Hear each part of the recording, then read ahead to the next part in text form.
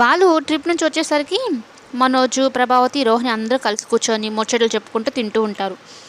బాలు మీనా దగ్గరికి వెళ్ళి చూసేసరికి పడుకొని ఉంటుంది. ఏంటి ఉదయం నుంచి అలానే పడుకొని ఉన్నావా, నీరసంగా ఉందా అంటే, ప్రదక్షిణలు చేశాను కదండి, ఒళ్ళు కాస్త నొప్పులుగా ఉన్నాయనేది చెప్తూ కాస్త నీళ్ళు తెచ్చిస్తారా అని చెప్పని అడుగుతుంది.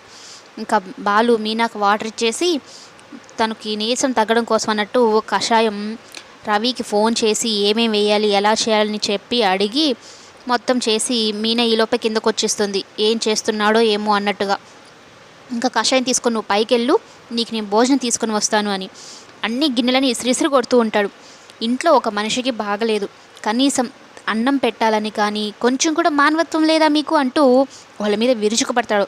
అదేంట్రా బాగుంది మాకేమైనా చెప్పిందా అంటే, నాకు మాత్రం చెప్పిందా, నేను అర్థం చేసుకోలేదా అంటూ ఉంటాడు.